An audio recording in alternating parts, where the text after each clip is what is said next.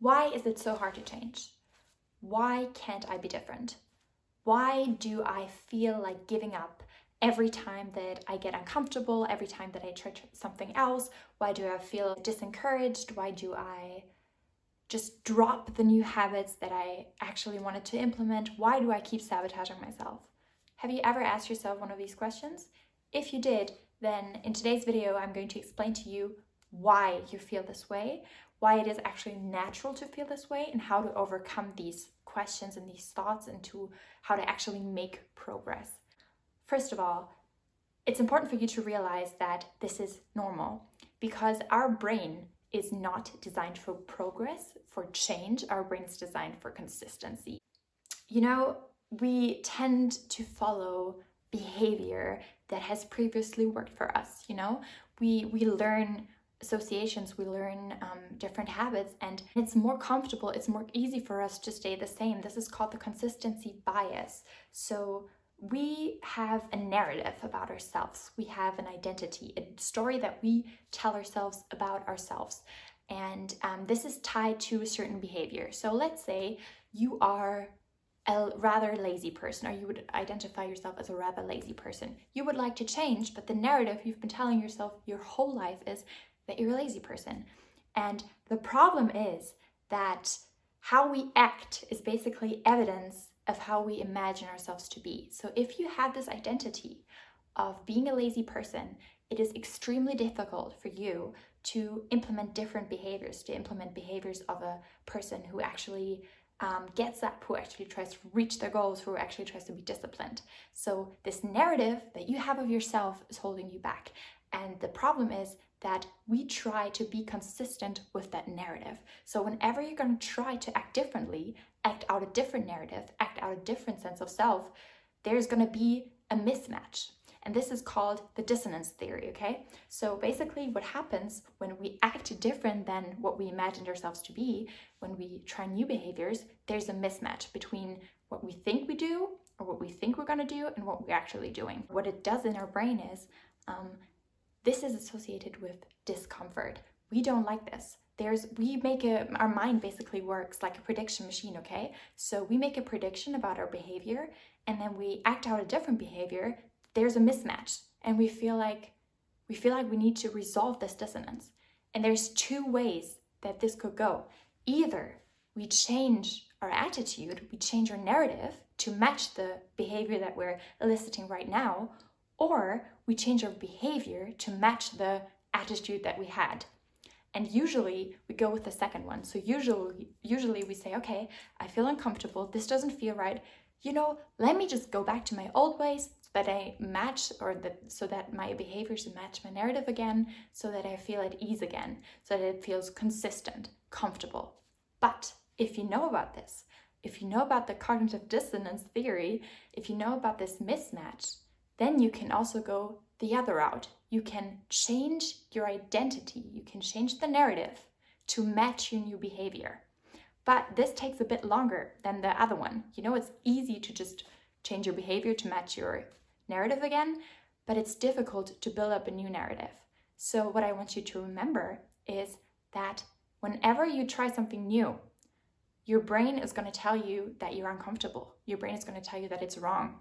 And you have to sit with this uncomfortableness. You have to sit with this feeling of being wrong, feeling out of tune for a bit. And sooner or later, your narrative that you tell about yourself, that you tell yourself about yourself, will change so that it is more in alignment with this new behavior. You're going to start believing about yourself that you're a more disciplined person. What I want you to take from this is that your brain wants you to be in familiar and low-risk situations, because it is wired for survival and not for growth. And this is why people stay in bad jobs, people stay in toxic relationships, and habits that don't really serve them, because it is consistent and because it is easy. Initial discomfort doesn't mean that something is wrong. It means that you're challenging your perception and challenging the narrative that you have about yourself. And what will happen if you change your behavior is your attitude will change, and that again changes your behavior. So once you have this new narrative of yourself, it'll become easier and easier to elicit these new behaviors. Please remember that you have to kind of endure this period of initial discomfort in order to really grow. And then your brain actually, or this consistency bias will actually be of use, because once you have this new narrative established, it'll be easier to stick with these new habits that you set. So, okay, you think now, okay, I know about this, I know about my brain that is trying to trick me into staying the same, and I'll fight it. But the problem is I don't even get going. So I don't even get to experience the discomfort because I never even try. This is the second big reason, I think, why people stay the same, why people can't change. It's because we have kind of become passive as a society. And you might wonder, okay, but their situations, they're so bad. I want nothing more than to escape the situation, but I just can't seem to get out of it. I can't seem to get my ass up. Why can't I change? And there's actually a whole bunch of research on this topic. It's called learned helplessness. Maybe you've heard of the experience before. Basically, there's a psychological study by Seligman who placed dogs in a cage and he gave them electroshocks. And what he noticed was that after a while of giving these dogs electroshocks, they stopped trying to escape the box, okay? So in the beginning, they tried, they jumped, they tried to somehow get out of this box, and after a while, they stopped trying. And what happened is, even when the door was opened, they wouldn't try to escape. They kind of just accepted their fate. And this can also be applied to humans, of course.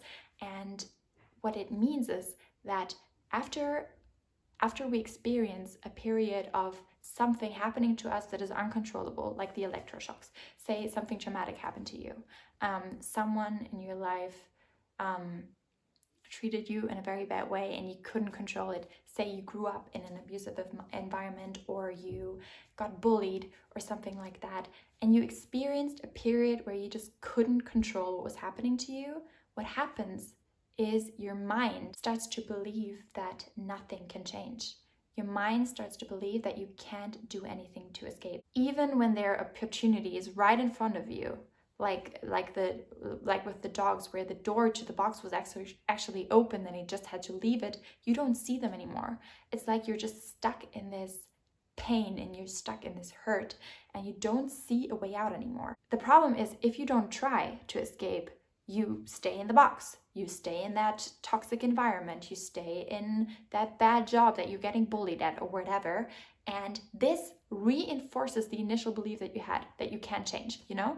So this is basically a vicious circle. You're staying in there. This is the mind, the prediction machine again. You make the prediction, I can't change. I can't do anything about my situation. I'm just a victim to my circumstances. So you stay in there and you don't get any evidence that it could be different. And so your initial belief is reaffirmed. And extreme forms of this learned helplessness is actually depression. This is what people with depression have. They don't believe that they can change anything about their situation. Their mind really becomes stuck on the same negative thought patterns about themselves, about the world, about the future, about everything. And they don't believe that they can change anything.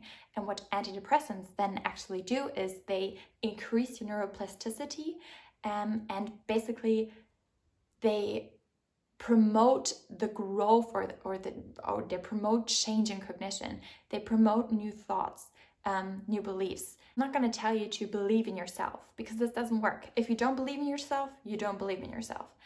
But the way you change your beliefs is, again, through behavior.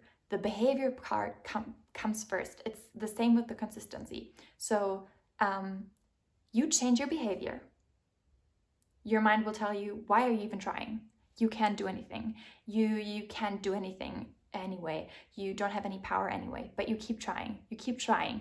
And you keep trying in order to change your belief. Because once you start trying, your mind will see, okay, this person is trying. This person keeps trying. I must change my belief, because I won't change. The behavior won't change. You'll just keep trying. And your mind is like, okay, man, he or she will just not give up. He will just not give up. So I might as well change my belief, because this is not matching. I find this uncomfortable. This is how you will change. And this is, I think, also where this fake it till you make it comes from. You have to act out something that you don't believe for so long that you start to believe it. And maybe just like the dog in this box, you will then start to see that the door was open all along. So I hope you guys could take something from this video. I would really advise you to keep these biases in mind and to ask yourself, whatever you're doing, if you feel uncomfortable, could it be that your mind is actually tricking you and keeping you from success? I see you guys in the next video. Bye.